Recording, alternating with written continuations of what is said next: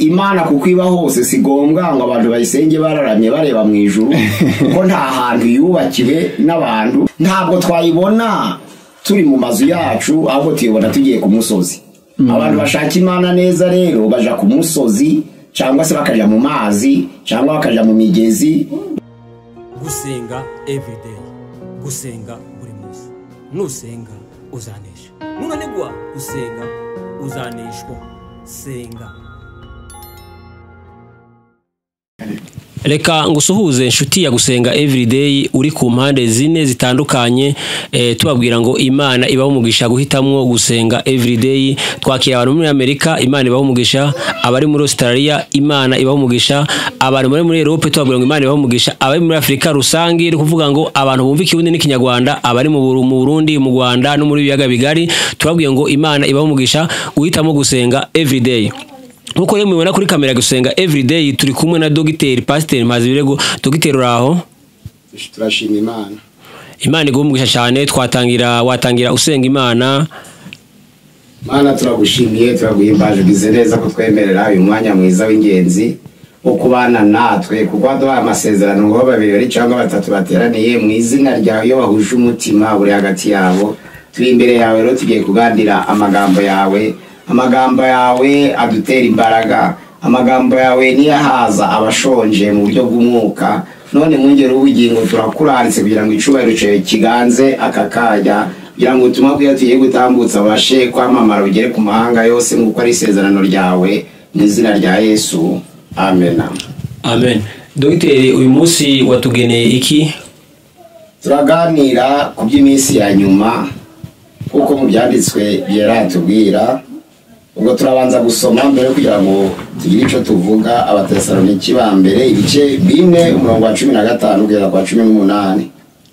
Urwandiko Paulo yandikiye Abatesaloniki ba mbere ibice ni 4 umurongo wa 15 kugeza kwa 18 aravuga ati: iki nicyo tubabwira tukibwirijwe n'ijambo ry'umwami wacu yuko twebwe abazaba kiriho basigaye kugeza ku kuza k'umwami tutazabanziriza na hatabasinziriye, kuko umwami ubwe azaza amanutse ava mu ijuru aranguruye ijwi rirenga hamwe n'ijwi rya marayika ukomeye n'impanda y'Imana, nuko abapfiriye muri Kristo nibo bazabanza kuzuka, maze natwe abazaba kiriho basigaye duhereko tujananwe nabo tuzamuwe mu bicu gusanganira umwami mu kirere. Nuko rero tuzabana n'umwami iteka ryose. Nuko mumaranishe imibabaro kubwirana ayo magambo. Amena. Amen. Mu cyigisho cyacu rero cy'iminsi ya nyuma, nubwo bacita amazina atandukanye, bamwe baravuga ngo ni iminsi ya nyuma, abandi bakavuga ngo ni iminsi yo kugaruka kwa Yesu, abandi bakavuga ngo ni iminsi y'imperuka, ariko byose birumvikanye ntacyo bitwaye. Twagize ingingo 13 zigize icyigisho cyacu. Noneho uyu munsi turaganira ku ngingo ya mbere, ariko mbanje kubasubiriramo izo ngingo ko ari 13 zigize icyo cyigisho mu kigiri kiba cyita eschatology. Ubwo ni ukuvuga ngo ingingo ya mbere abantu baje bibaza batese Imana ibashye, iyo ngingo ya mbere. Ingingo ya kabiri, noneho hari ibyumweru 70 bitangiranye no kuba ku rusengero kugeza ku ngoma y'iteka. Ingingo ya gatatu tuzaganira ku bimenyetso by'iminsi y'imperuka. Ingingo ya kane tuzaganira ku rupfu. Ingingo ya gatanu tuzaganira hagati y'urupfu no kuzuka k'umuntu. Ingingo ya gatandatu tuzaganira ku muzuko w'abera. Ingingo ya karindwi tuzaganira kuzamurwa kw'itorero. Ingingo ya 8 tuzaganira ku cyumweru cya 70 Yesu Kristo ari kumwe n'abera mu kirere, noneho n'imikorere ya Antikristo ku isi. Ingingo noneho ya 9 tuzaganira ku bahamya babiri. Ingingo ya 10 tuzaganira ku ngoma y'imyaka 1000. Ingingo ya 11 tuzaganira noneho ku muzuko w'abanyabyaha. Ingoma ya 12 tuzaganira ku murage w'abanyabyaha. Noneho tuzasoze turangiza icyigisho cyacu tuganira ku ngoma y'iteka, uko izaba iteye, dukurikirana ni aho turi cyangwa se nuko tuzaba tumeze mu byanditswe byera uko bitubwira. Imana yacu izabahe gukurikira. Ubwo tugiye gutangira ingingo ya mbere rero. Ingingo ya mbere, Imana ibashye. Abantu basenga mu buryo butandukanye. Bamwe bakavuga ngo data wa twese uri mu ijuru, izina ryawe ryubahe, bakamureba nkaho bareba mu kirere batekereza ko yaba ari mu kirere. Abandi bavuga bati data wa twese, bakemera ko data wa twese ariyo Mana, akaba ari muri twe. Abandi bakavuga bati Imana kuko iba hose si ngombwa ngo abantu bayisenge bararamye bareba mu ijuru kuko nta hantu yubakiwe n'abantu. Abandi bakavuga bati nyamara Imana ntabwo twayibona turi mu mazu yacu, ahubwo tuyibona tugiye ku musozi. Abantu bashaka Imana neza rero baja ku musozi, cyangwa se bakaja mu mazi, cyangwa bakaja mu migezi, bakumva ko ariho barasanga Imana. None urwo rujijo runyura mu bantu benshi ntibahuze imyumvire y'aho Imana iba.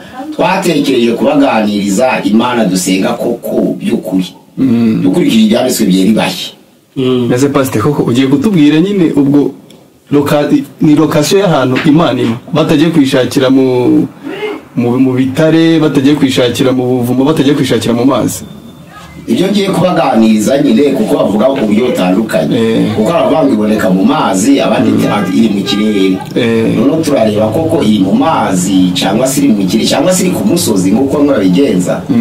Avuga ngo iri ku musozi bitwaza amasengesho ya Mose yagiye ku musozi kuko niyo yasangaga Uwiteka. Ariko byari bitewe n'igihe yakoreyemo, kuko igihe cya Mose cyari igihe cyitwa igihe cy'amategeko. Aho abantu bashakaga Imana kuko bayisanze ku musozi, yari itegeko. Abatayisanze ku musozi bakayisanga mu rusengero rwa Yerusalemu. Ariko ayo magambo Yesu ayakomozaho muri Yohana igice cya 4 ku murongo wabo nka 20 kugeza 22 avuga ngo igihe kirageze ko abantu batazongera gusengera data ku musozi cyangwa se ngo bamushakire Yerusalemu mu rusengero. Ahubwo Imana kuko ari umwuka, bayisenga by'ukuri, bayisenga mu mwuka no mu kuri. Iyo niyo Mana. Noneho Yesu agiye gusoza ayo magambo muri Yohana igice cya 14:15 kugeza 17 aravuga ngo nimunkunda muzubahiriza amategeko yanjye, nanjye nzasaba data azabohereza undi mufasha wo kubana namwe.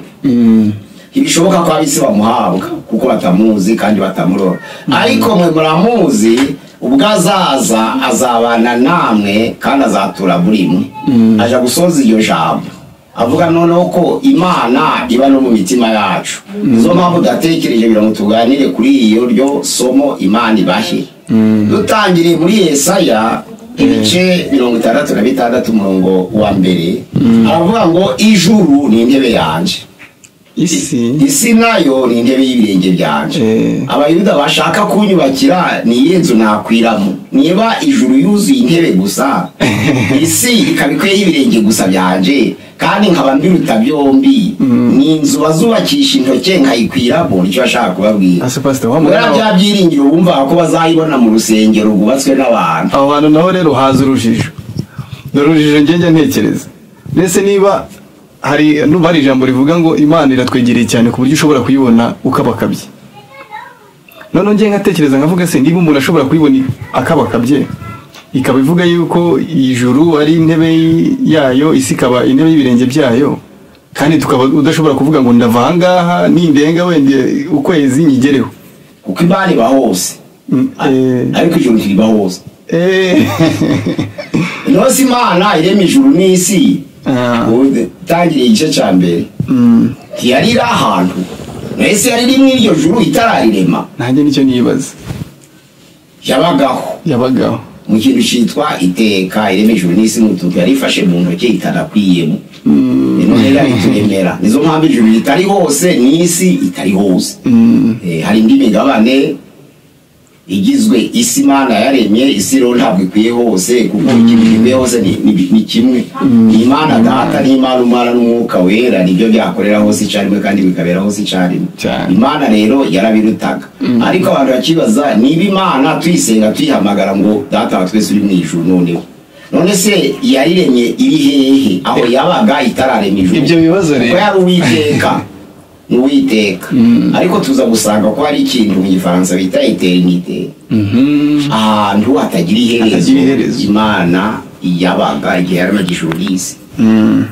Noneho rero abandi bakavuga bati no imana wenda iri kuzimu cyakora bibiliya yemera ko imana iri mu ijuru imana ikabana natwe imana ikabiri iri kuzimu usomye Zaburi 139 birahari kabiri ni kuzimu kubera iba hose ni kuzimu harimo umva ko ntawe yasabura pastor ko hazaza ibibazo byinshi cyane se noneho ngaho nibiri hose ni kwa kundi usanga abantu bavuga nge niba nkora ikintu kikajya kumbaho imana ikizi nkajya ni kuzimu nyine kwa kuzimu bavuga imana ibireba kubera iki bireba noneho ikandeka ikakureka oya imana yaturemanye guhitamo noneho isoza iduha umudendezo ntabwo yavugiye umudendezo yatanze kandi yaraguhaye ubwenge bwiza bwo guhitamo imana rero kuko iberaho zicari bikaba ni kuzimu abazamura icyubahiro cy'imana ngo turakizamuye twigishize hejuru nabatekereza ko kuzimu itahaba nabatekereza ko no kwisi itahaba kuko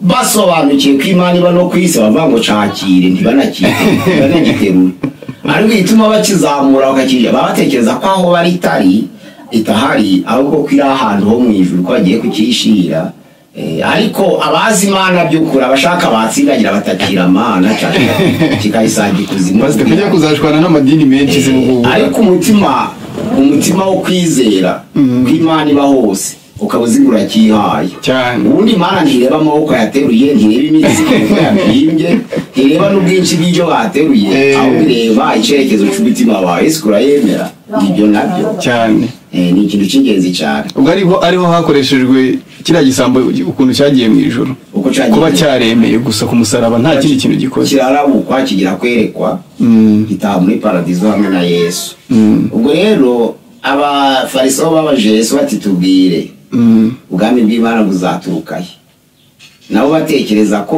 mu by'ukuri hari ahantu buzava bufite umuntu ugaragiye niba ari amajyepfo turebeyo kuko niba ari amajyaruguru turebeyo ariko tubutegereze tuzi icyerekezo niba ari burasirazuba bashaka iburengerazuba hose turebeyo tuzi icyerekezo ari nayo mpamvu uzadusobanurira buriya impamvu twumvaga ba Eliya akajya ahantu yarebaga agiye gusenga batandukanye nyine ahantu barebaga ahantu barebaga naganiriye ku mikorere y'Imana mu bihe 7 bitandukanye uvuga ngo hari igihe cy'ubuziranenge Imana imaze kurema Adamu noneho kugeza igihe yakoreye icyaha Adamu n'umugore babaye igihe kirekire batarakora icyaha ariko bari mu gihe cyitwa ubuziranenge amategeko yagengaga icyo gihe rero ntabwo yongeye kugeza igihe cyakurikiye amaze gukora icyaha havuka igihe cyitwa umutimanama Imana yaganiraga namwe mukayibona ariko noneho igiye kubihisha kubw'icyaha noneho mutekereze mu mitima yanyu icyo bakora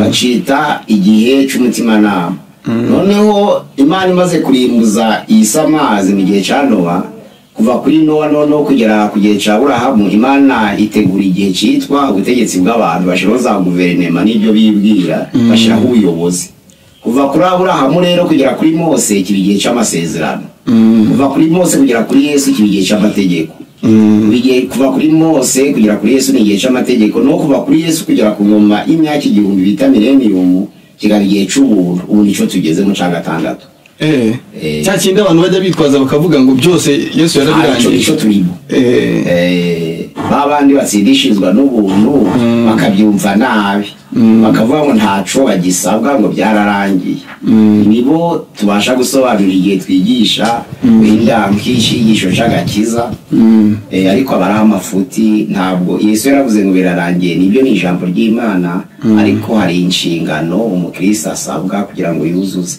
none igihe cya 7 giheruka ni igihe kuva ku ngoma y'imyaka 1000 kugera ku ngoma y'iteka kizaba ari igihe giheruka ngoma y'iteka amategeko rero yakoraga mu gihe cya Eliya ntabwo ari yakora mu gihe cy'ubuntu uzi ko Imana yemeraga guhora udahoye ukaba mu cyaha cyane ibyo rero byari igihe cy'amategeko ya Mose kitongeye kutugenerwa mu gihe cy'ubuntu nizo mpamvu isezerano nakubwiye cyagiye ngo mubyare mwororoke hari igihe cyari icyabyo none se pasteur uvuze ko ugiye kutubwira isomo rivuga ngo Imana ibahe iyo uvuze ngo Imana ibahe twadushyize muri geography ukavuga ngo tushingiye ku ikarata y'isi Amerika iri muri noro cyangwa iri muri side uri butubwire se ngo Imana iri muri noro cyangwa iri muri side sibyo nashubije se nahereye muri Matayo 17:20 vuga babaza Yesu ngo azaturuka he ngo nabo bashaka icerekezo noro side est west nico bashakaga Yesu aravuga ati suko ntabwo abantu bavuga ngo nguwo aturutse cyangwa nguriya ahubwo Yesu ari muri Imana iri muri mu ese pastor ko Yesu ajya kujya mu ijuru twumva ngo bararanye bamubona arenga gusa yaragiye mu ijuru nyine mu kirere ariko Yesu yari akifite yari yatarashikira ka kabero ku cy'Imana yari yarataye nukuvuga ngo kugenda kwabira ngo yereke abigishwe ko yari afite umubiri ariko kugira mu ry'Imana navuga ngo ntiyatekereje ko guhana n'Imana ari ikintu cyo kuguruye ariko yari afite akamero kayo noneho icyo gihe yaberekaga ko yari umuntu muri bo none harazamuka bamureba ariko ntiyigeze abavamo kuko Yesu aba hose ntabwo yabavuyemo kandi yaragiye oya nibyo yaberekaga kuko akwereka icyo ashaka Imana iri kumwe natwe iyo dusenga rero twaba ngo Mana dusange mu buryo bugaragara sibyo Imana twihishurire kuko iri kumwe natwe ubwo yambara ishusho twareba ariko so kuvuga ngo harahirava harahiraje ko ntahiva ntahije irakontorora hose ihari pastor none nkuko dusobanuriye iryo somo rya mbere neza ku buryo wenda umuntu ukurikira iki kiganiro azamenya ngo ibijyanye n'Imana iba hehe uko twajyaga tubyibaza kutari ko wenda ugira ukuntu dusobanurira ariko ngiye kuvuga usomye mu ba Efeso igice cya 4 ku murongo waho uwacu aravuga ngo Yesu amaze kuzuka kuko uwamanutse niwe wazutse arazamuka ngo aja hejuru y'amajuru yose bigaragara ko hari amajuru menshi dukurikije iryo jambo nizo mpamvu itangiriye igice cya mbere murongo wa 20 batubwira ijuru rya mbere ribanza ko ari ijuru ry'ibiguruka ibisiga inyoni mbese n'imvura iryo juru rikaba ribanza icyatumye noneho Pawulo yaravuze ngo aja hejuru y'amajuru yose isi yararebaga akabona amajuru koko ahari itangira igice cya mbere murongo wa 14 aravuga ngo hari ijuru ry'ibiva binini ibiva binini ukwezi n'izuba n'inyenyeri ni ukuvuga ngo hari ijuru ryabyo byihariye bibamo nyine aho hantu noneho rero usoma ibyahishuwe 12 umurongo wa 7 aravuga ngo hari n'ijuru ry'abamarayika atariho Imana iba atariho Imana iba kuko aravuga ngo maze mu ijuru haba intambara ibyo bintu biri muri Bibiliya yahari 12 ibyahishuwe umurongo wa 7 baravuga ngo mu ijuru haba intambara ibyo nibyo byiza uzajya uvuga imirongo mu ijuru haba intambara maze Mikayeli n'abamarayika be niwe hagurikiraga gutabara tube n'Imana ahagurikira kurwanya ca kiyoka ni Satani yari akiri mu ijuru icyo gihe ca kiyoka naco kirwanana n'abamarayika baco ijambo ry'Imana rivuga ngo haco ntiyabakibonetse kuvuga ngo bagiye kuyica aho muri ako karece k'ijuru Imana yabageneye marayika aramuganza ubwo bisobanuye ngo Satani ahantu yarari kimwe muri iryo juru ry'abo bamarayika ni marayika ari naho barwaniye bishatse kuvuga ngo Imana ntabwo yigeze intervene muri iyo ntambara intervene ahubwo yatumye Mikayeli kuko ifite abakozi bayo ijambo ry'Imana riravuga ngo bararwana koko bararwana ariko ngo haca kiyoka yaba hakibonetse mu ijuru kirahanandwa kigezwa ku butaka Satani ari mu ijuru rero cyo yitwaga Rusofero Rusofero bisobanura ngo umutwaramuco mu Kilatini iyo muzero ngo korale abatwaramuco basobanuye ngo korale Rusofero akenshi uko wumva abatwaramuco ari izina ryiza bakavuga bati kano kazi ngo bakita korale ariko batabajije bisobanura iki ariko abantu bashobora kwitiranwa umwe ari umugome undi ari neza nta kibazo Petero ashobora kwica undi Petero ntiyice iyo no tindaho cyane ariko abantu bavuga ngo korari abatwara muco ntabwo uwababwira ngo muri korari rusofero barakara kandi rusofero ntabwo ari izina ribi kuko yari rifite akiri mu ijuru ntabwo wongeye kurimwita ku isi bamwise Satani. Urumva ibyo bituruka ku mirimo nyine biturutse ku mirimo yakoze ni nk'uwakwita Hitler muri iki gihe noneho rero ageze ku butaka bamwita umubisha. Satani bisobanura umubisha, adversaire, umuntu ushaka kugoreka ibyagororotse, umubisha.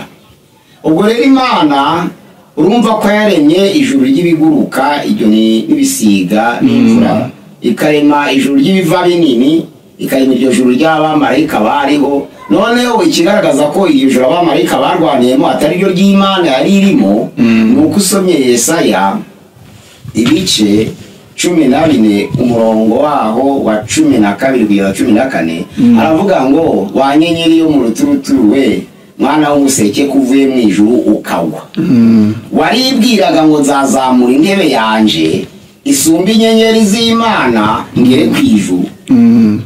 Urumvi icyifuzo cya Satani cyo kugera ku ijuru nicyo cyatumye ahananduka atanarigezemo ariko yari ari muri yindi. Waribwira guti nzazamura intebe yanje igere ku Mana isumba inyenyeri zayo maze igere mu ijuru. Urumva yari arimo kandi yari ari muri yindi. Ntabwo uri kumvikana? Bishatse kuvuga ngo ubwo no kuvuga ahantu Satani yari ari kumwe n'abamarayika bitewe n'ukuntu yahoraga nyine abona abamarayika wenda bamwubaha bitewe n'uko ari umuyobozi birumvikana ari n'umuririmbyi. Ubwo yumvaga ko wenda level yari agezeho Imana izamuzamura ikamujyanaho iri arabyifuza ariko Imana ntiyabikora nguko none ashaka kubyikorera. None si icyo gihe Yesu yabaga icyo gihe Yesu ni muri muntuza mu isezerano rya kera yitwaga agendaga mu izina rya Melikisedeki ariko yari Imana.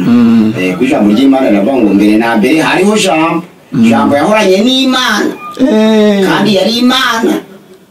Urumva ko yari ahari. Bishatse kuvuga ngo ibintu Satani yifuje Yesu we already yari ari kumwe n'Imana.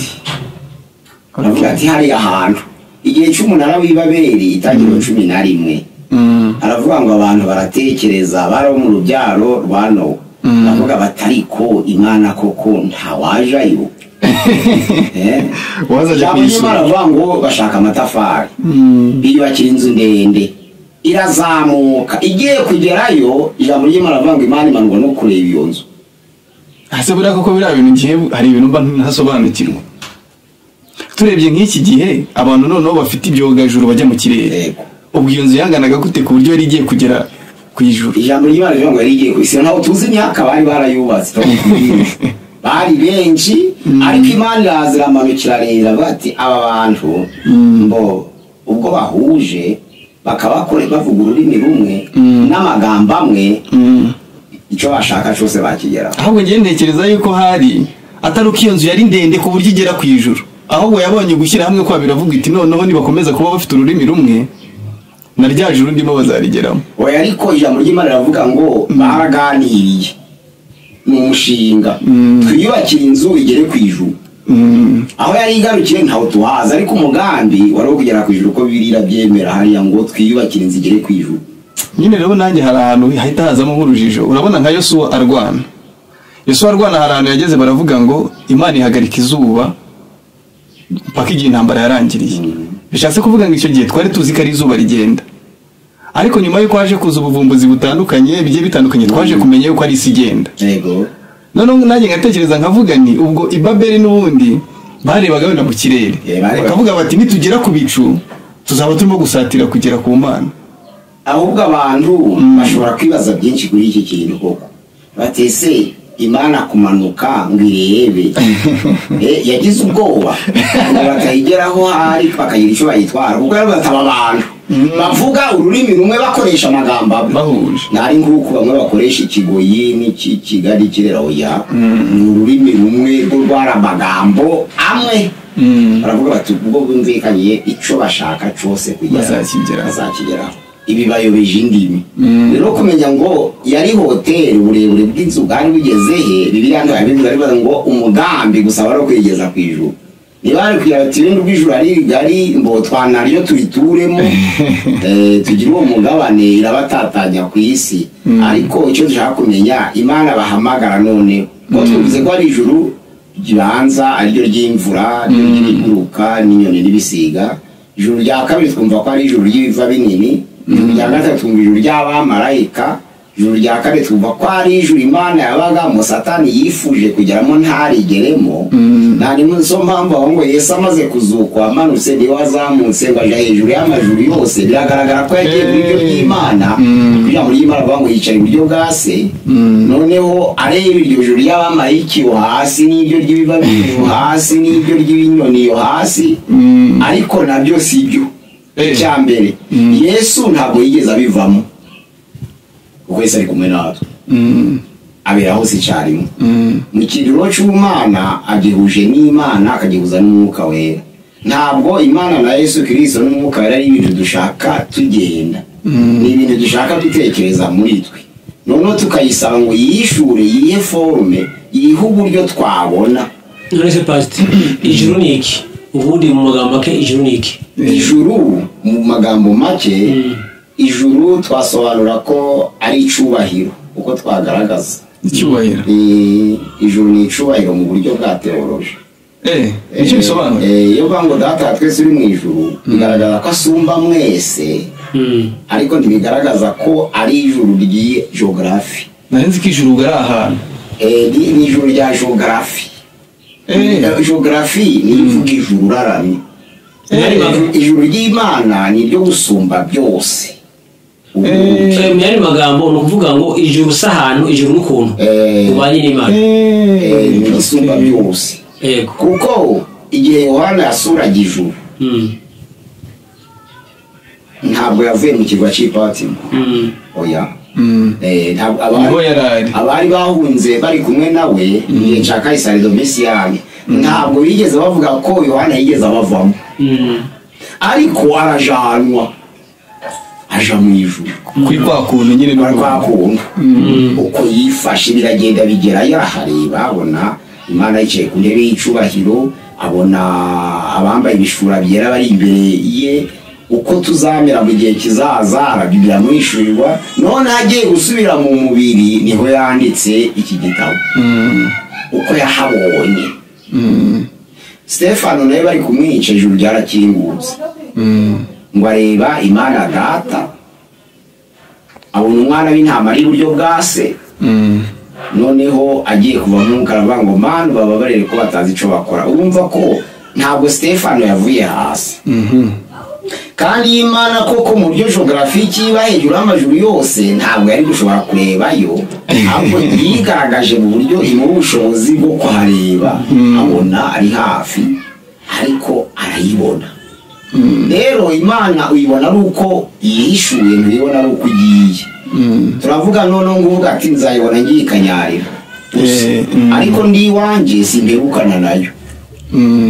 Akibagirwa ko igihe yabaga muwe mu nzu yabanaga nayo none icyerekezo cy'umutima we ubwo nicyo kimuhesha kugira ngo ayibone cyangwa ye kumwiyereka ariko dusaba Imana ngo itwihishurire nto dusaba ngo manuka cyangwa tambika cyangwa ngo zamuka hose twihishurire kabo dufite kwizera kwacu gushingiye ku Imana iba hose muri les attributs de Dieu biranga Imana kubera hose icyarimwe igashobora byose kandi ikamenya byose ari na kitandukaniraho na Satani utazi byose utabera hose icyarimwe udashobora byose. Nese pastor tuvuze noneho kuri Satani ko tumvishe yuko Imana iba mu ijuru hejuru nyine y'ayandi majuru yose ariko nive muri twebwe nyine kuri bwa buhangange bwayo sibyo urumva hari ahantu iri muri hejuru y'amajuru yose ariko noneho muri bwa budahangarwa bwayo nk'uko wenda perezida wa Amerika ashobora gukora kuvuga ijambo nkarirebera kuri televiziyo yangira ahangaha bakoresheje izo tekinoloji zabo tubonesha iby'iminara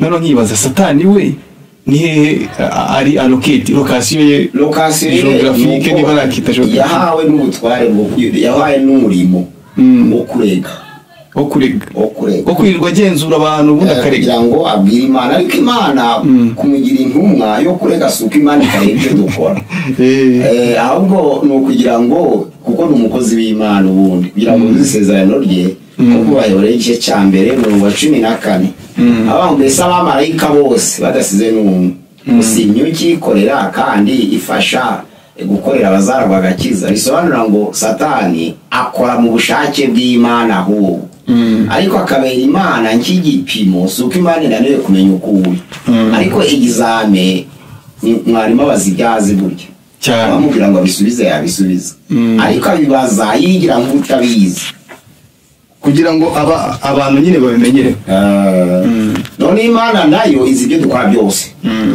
byose ariko kugira ngo ipshire ku gipimo kwizera kw'abayigana cyangwa se kw'abana bayo Satani abanza kuba hagati ukabanza gukirana nawe izo mpamvu bavuga ngo ibigeragezo ubwabyo ntabwo ari bibi kuko biradukuza bikatuyungurura umwana w'Imana akagaragara ko ashitse usomye mu Baheburayo muri Yakobo cya mbere umurongo wa mbere n'uwa kabiri birahari kugeragezwa kwanyu utera kwihangana kugatera byinshi mbese n'imbuto nyinshi noneho rero tuhasomye kugira ngo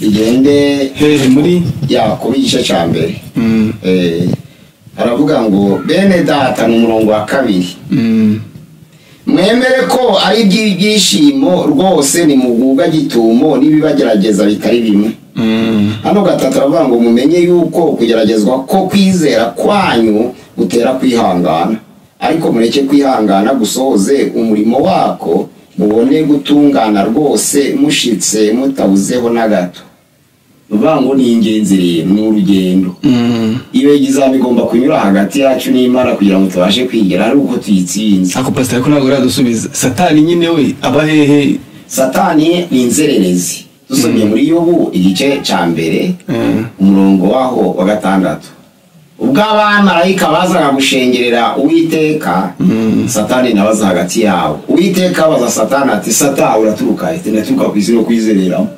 inzererezi none se abantu iyo bavuga ngo bagiye kuzimu gusa hano bagiye niba ari kwa kuntu ariko abaje kuzimu nabo ntabwo imibiri irasigara ni ibitekerezo bijayo buryo n'ibitekerezo bijayo ntabwo ari umwuka baragenda bagira ngo baduhaye ubuhamya bagenda bagera mwumva umubiri ugasigara aho binjirira aho bavuze ngo haba hagomba kuba hari amazi cyangwa ari sibetiyera y'imva irimbi ni ukuvuga bagerayo umuntu asigara hejuru hakagenda umutima none se nta kintu nibaza uko kuntu nyine niba umuntu koko umubiri urasigara ndabyumva ariko nibigenda bifite ahantu bijya yego ubwo bijya hehe nyine ni ukuvuga ngo kuko Satani wari inzererezi ntabwo bijya hose bijya aho hari imyuka mibi bashobora kuba babisanga hejuru kuko ntabwo imyuka mibi yose iri kuzimu oya Bibiliya iratubwira mu Efeso 12 umurongo mu Efeso 6:12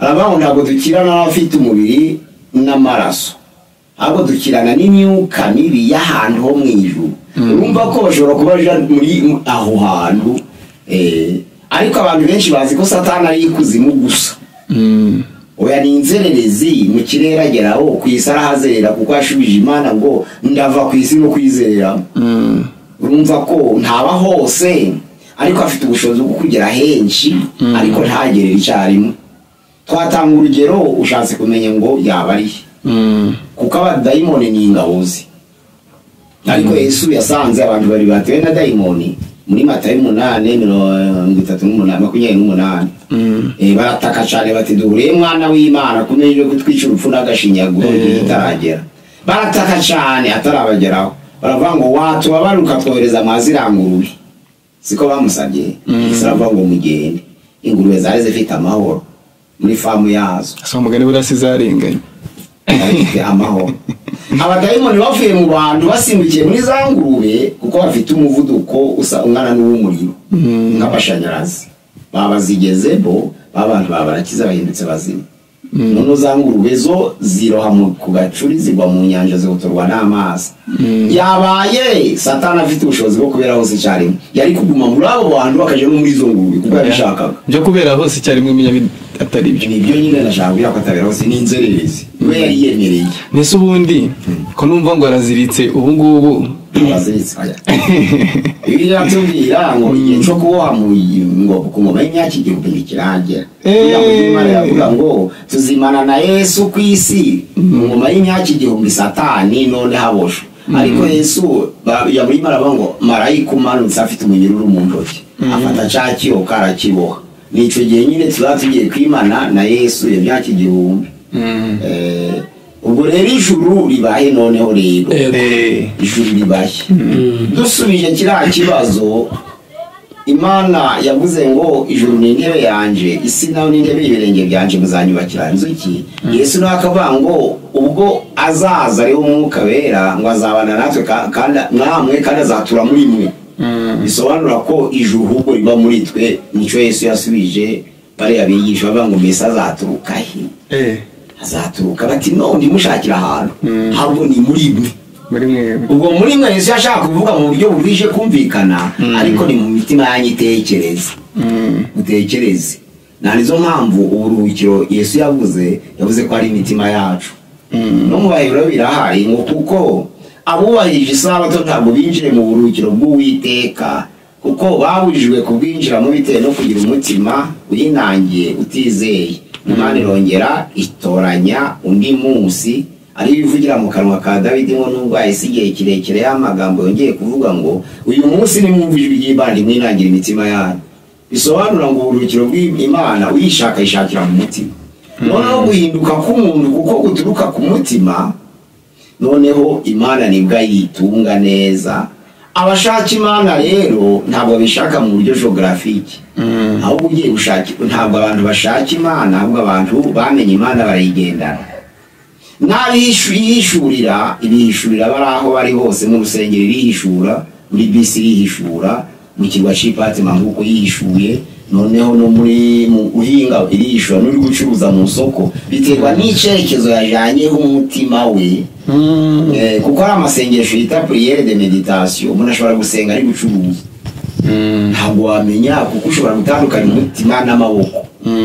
Umuntu akaba ari guhinga ariko umutima uri gutekereza Imana. Ese pastor, hari ibintu nanjye ntekereza noneho ubwo ko tujya kutwumva ko hari abantu bagiye mu ijuru badapfuye, aribo tuzaganira nyine ni igicubaje tutarageraho neza neza. Abahamya babiri Eliya na Yohana kizabiga neza tubinonosore ni mpamvu ki bagiye badapfuye bazagaruka gukora iki, ako tuzakavuga. Ari ingingo ya cumi twavuze. Okay. Ijuru rero, ijuru ahubwo ni muri twe. Utegura ijuru ayitegura yinonosoye. Ijambo ry'Imana muri Yohana ya mbere ibice 3:2 haravuga ngo bakundwa uko tuzasa ni kurerekanwa. Ariko Yesu niyerekanwa tuzasa nawe, noneho tuzamureba uko ari. Ijambo ry'Imana avuga ngo ufite ibyo byiringiro yiboneze nk'uko nawe aboneye. No kuvuga ngo ufite ibyiringiro yiboneza mu mutima. Ntabwo ijambo ry'Imana avuga ngo ufite ibyiringiro agende. Iravuga ngo yiboneze. Waba mu cyumba cyawe wiboneze, waba uryamye ku buriri bwawe wiboneze, waba uryamye ku gitanda cyawe wiboneze, waba wicaye ku ntebe wiboneze, waba uri mu soko wiboneze, waba uri muri bisi wiboneze nk'uko na Kristo nawe abone. Icyo gihe noneho urasa nawe. Noneho mu yandi magambo no kuvuga ngo iyo umuntu akiranutse, iyo umuntu nta cyaha mu mutima afite, aba ari mu ijuru. Mu yandi magambo ubundi bari mu ijuru. Icyo kibura kuri kiriya murongo wanditse muri Petero ya 2 ibice 3:9 avuga ngo Imana ntitinza isezerano ryayo nk'uko bamwe batekereza ko iritinza, ahubwo itegereza yihanganye kugira ngo hatagira n'umwe warimbuka. Nuvuga ngo yigenzura imitima yacu igasanga hari abantu batari bareka ibyaha. Yagenzura rero ikavuga ati reka menetse kuko nabo mbakeneye.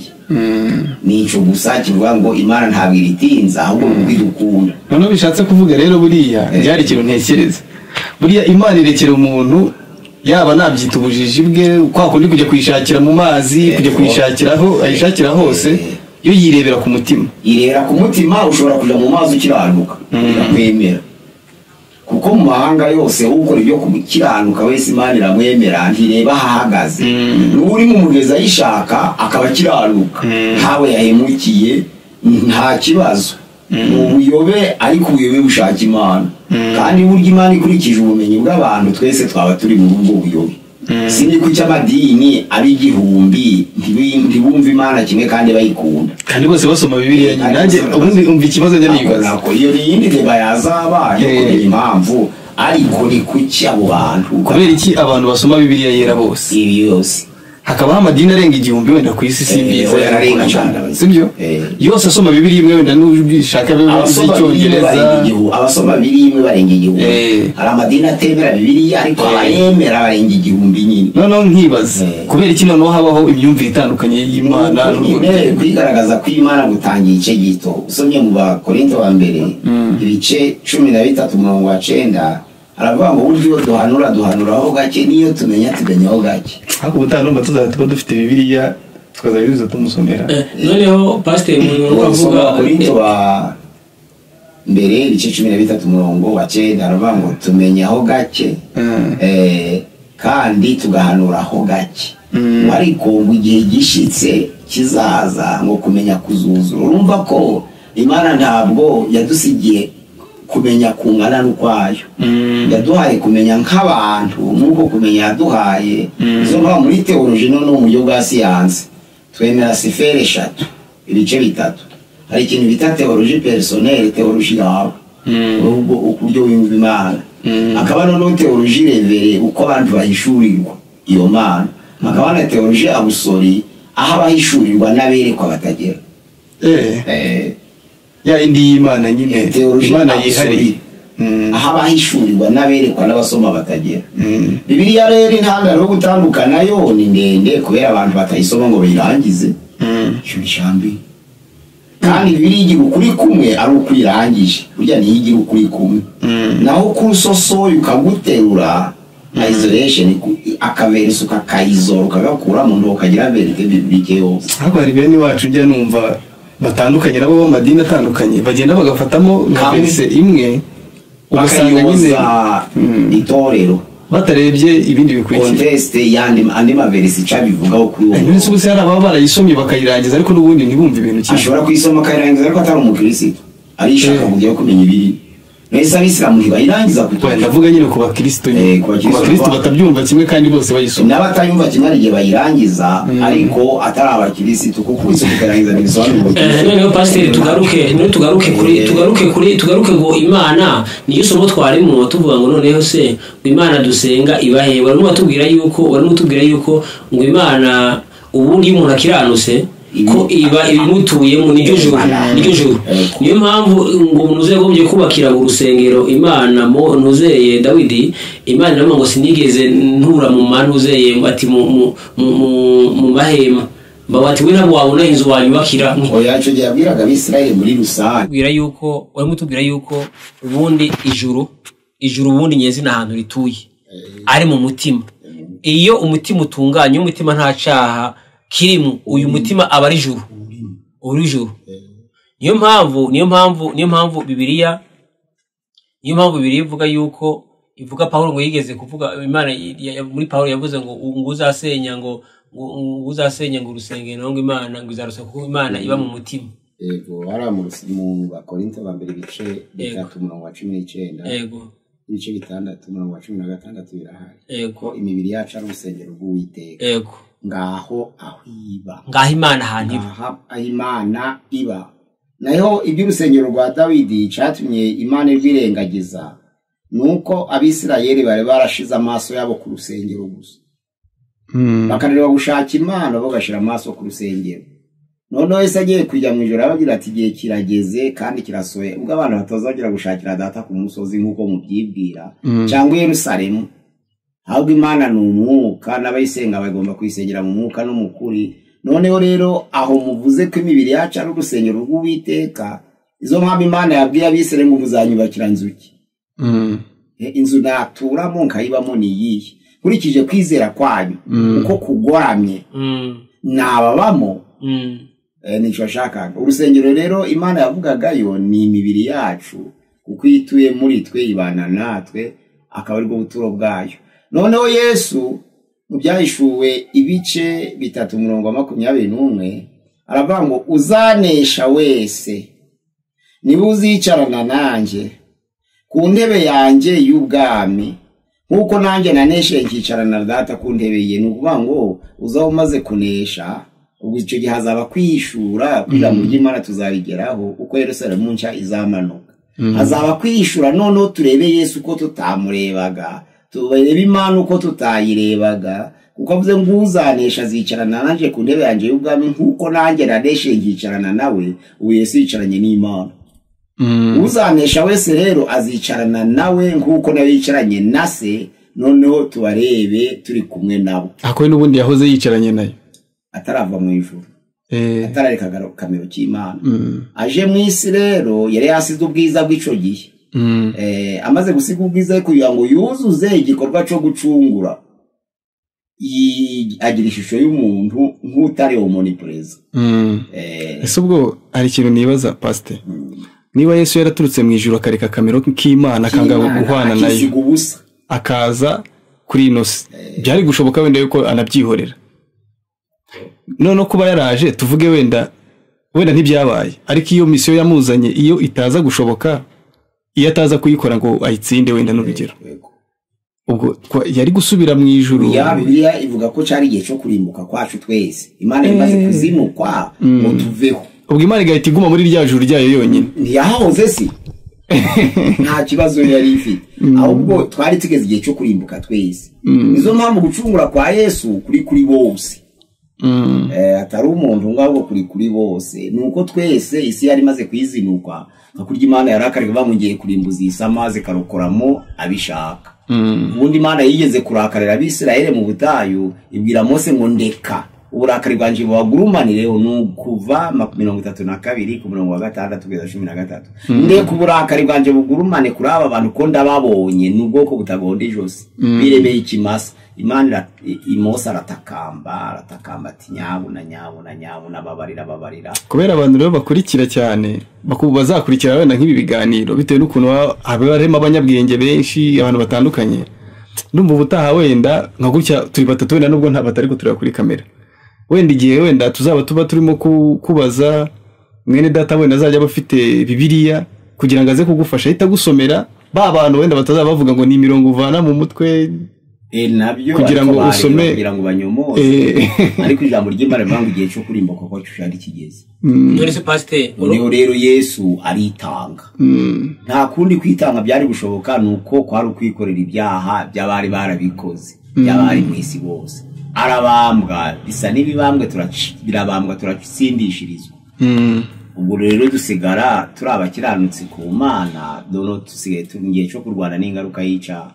Basi wewe mwatubwira yuko Imana ahantu iba noneho lokalization ya Imana iba ari mu mutima. None se kunatubwiye yuko ngo Yesu yavuye mu ijuru ngo aramanuka, yamanutse yavuye mu mutima amanuka aja hehe? Oya, ni dispensation nabisobanuye. Yego. Kuko nababwiye ko mu isaro rya kera ntabwo Imana bayishakiraga hose, nabisobanuye. Uziko Mose yaja ku musozi kugira ngo abone avugane nayo. Yego. Ariko yo ikabibizi kwiba hose, ariko ikaba yararokarije ahantu bagomba kwisa bitewe n'imyizerere yabo n'imyumvire y'icyo gihe. Bakagira n'urusengero yabonekagamo. Abajaga mu hema ry'ibonanuza uko umutambyi yagendaga kugira ngo azane igisubizo. Ntabwo abinyuma babonaga igisubizo, nubwo bakiranuka gute. Ariko hari ahantu ibyo rero ibyo Yesu yavuga ngo mukuri imyizerere yanyaho hantu. Mu gihe gito umwuka yaragiye kubamanukira, none mu byaremwe bisha ni mu byawo bwa kabiri azabaturamo, kuko Imana itura mu mutima wa byawo bwa kabiri. None se pastor, kuvuze ngo umwuka aramanuka, umwuka ngo aramanuka, watubwiye yuko ijuru hano umwe usobanura isomo rivuga ngo ijuru riba hehe? Yego. Watubwiye yuko ijuru ahantu rituye ari mu mutima. None ko se Bibiliya ivuga ngo umwuka aramanuka. Yego nyine. Icyo noneho Bibiliya ikavuga ngo Yesu aramanuka. Urumva yavuye hejuru. Yavuye arafite ahantu yavuye hejuru. Muri rya juru. Aravuga ahantu umva ahantu ijuru. Ko umva bavuze ngo aramanuka, no kuvuga ngo ijuru riri hejuru. Urumva ko ndavyumva nuko ijuru riri hejuru, lokalization iri hejuru ari hoteli. Imana itanga imyumvire ingana natwe. Ibyo nashatse gusobanura. Imana iramanuka ikareba imyumvire y'abantu bakumva, akaba ari ikoresha. Noneho kumanuka kugira ngo twumve ko ituruta kwanza iraho tutagera.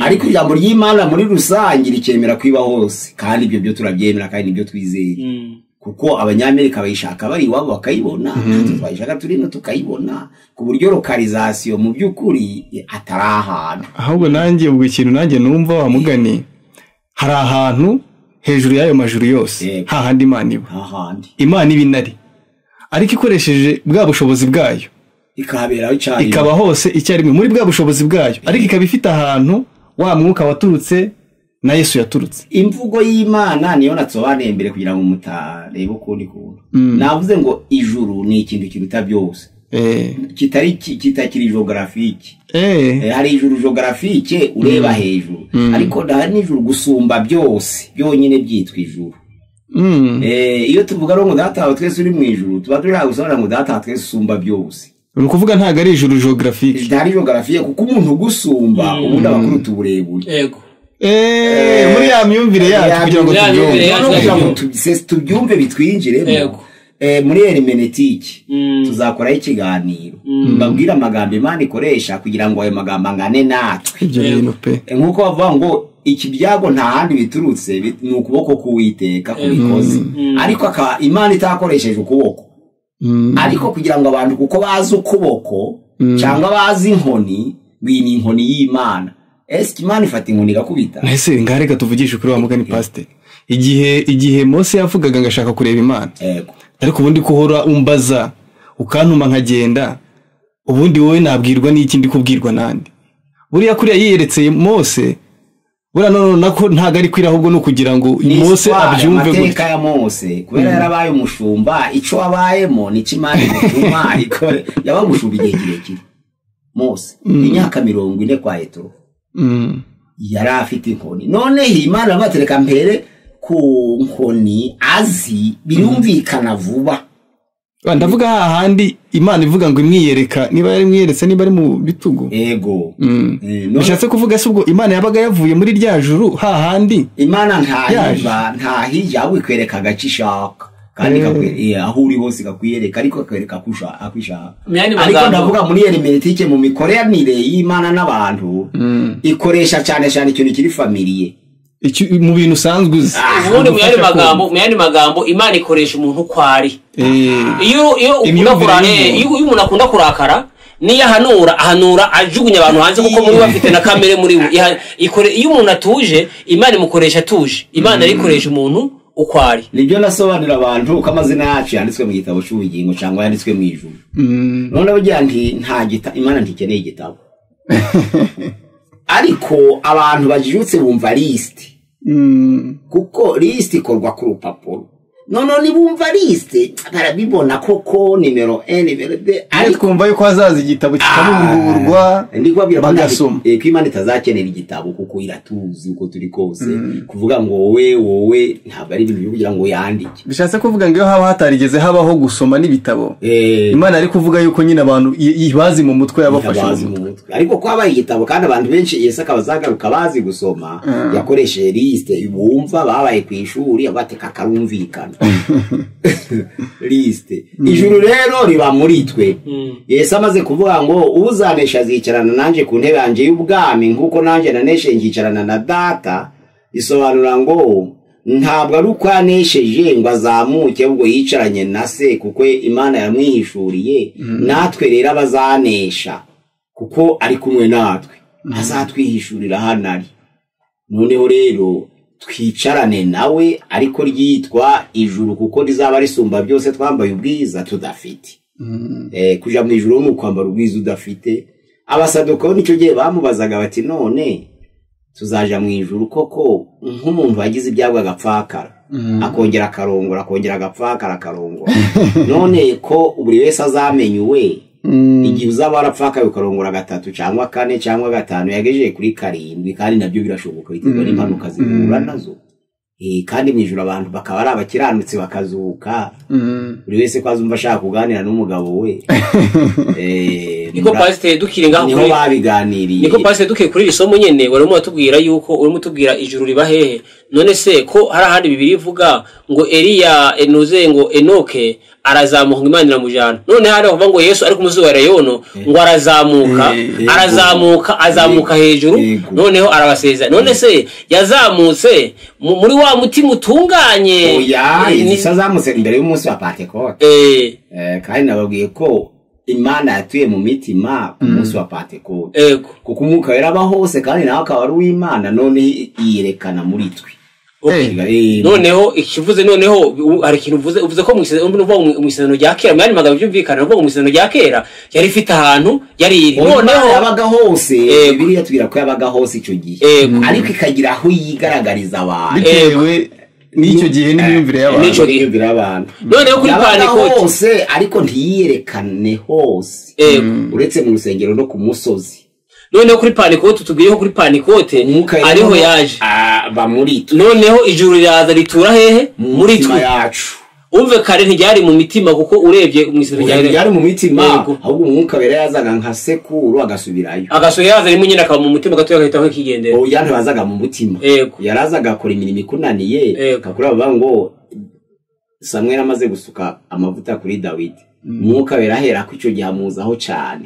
ariko yamara kurwana intambara akongera akabura kuko Yesu atari yakaje noneho ngo nagenda avuge ngo wa mwuka wera yadusezeranyije wa undi wajya guza gake uzaga gutabara agasubira akawugera akabura none ijambo ry'Imana mu bacamanza 14:6 aravuga ngo nani Samusoni ahuye n'umugunzi w'intare ijambo ry'Imana rivuga ngo umwuka wera muzaho cyane ntabwo avuze ngo amuzamo cyane amuzaho cyane kugira ngo amufashe kurwanya ya ntara yitsinde ariko amaze kugenda bamunogora amaso none se umuntu wafashe intara akakaniga nk'akana cyene kandi ari umugunzi w'intare abantu bari kumunogora amaso acecetse urumva igihe yabaga kirimo umwuka wera yazaga imigozi yarayicagaguraga nk'imigwegwe ariko umwuka wera amaze kumuvaho none bamutera umwuka wera atakihari bamunogora amaso urakoze pasiteri twenda kugera ku musozo w'iki kiganiro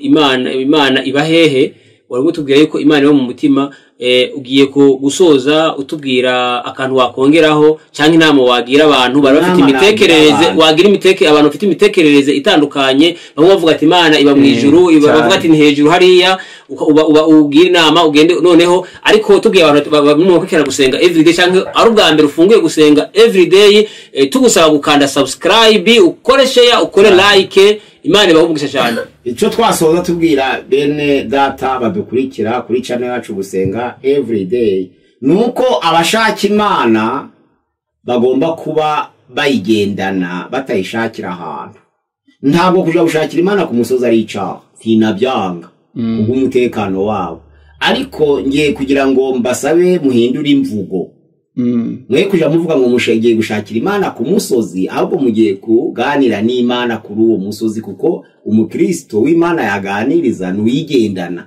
subishaka kandi ntabwo ari ubwacu dushaka Imana kuko amategeko yo gushaka Imana aba mu dini ntaba mu itorero mwitorero Imana mwidorero Imana iratwihishurira ariko idini na amategeko uruhurirane tw'amategeko yubakwa n'abantu kugira ngo abahe inzira n'icerekezo cyo gushaka Imana pastor ahubwo je nabyo zabidusobanurira itorero ni dini Paulo akiri Sawuli yari umunyedini ariko inyangamugayo mu dini ry'abafarisayo amategeko kwari kuja gushikira abagana inzira ya Yesu i Damasiko bakabazana Yerusalemu ngo biyicwe ariko umucura mutungura none se yaragiye gushaka Imana uya yarafite amategeko y'idini ye yubahiriza yujuje ariko Imana iramushaka nizo mpamvu ku bakristo bukuri noneho Imana irabihishurira itorero rero n'ubugingo itorero ni Imana yihishurira umuntu naho idini n'abantu bashaka Imana noneho rero babandi bashaka Imana bakiye amategeko ni bavuga ngo tuzayibona ari uko tugeze muri Kongo ariko bigenze gutya na gutya tuzayibona ari uko ntabwo Imana abantu bayibona ari uko bagenjeje batya ahubwo Imana bayibona ari uko biyejeje mu mitima yabo rero ufite ibyo byiringiro ngo yiboneze nkuko na Kristo nawe aboneye ni ikireba umutima Imana iguhugisha pasiteri wasoza utanga nimero abagushaka bakubona gute, abagushaka kuri WhatsApp bakubona gute, abagushaka ku telefone kuguhamagara bashaka kukubaza neza iri somo urimo urigisha utubwiye Imana ibahe canke bafite nibindi bakubaza bakubonera he? Bemeye neza ko Imana iba mu mitima y'abera, ndabagira inama kugira ngo baje bakurikirana inyigisho zacu zihoraho.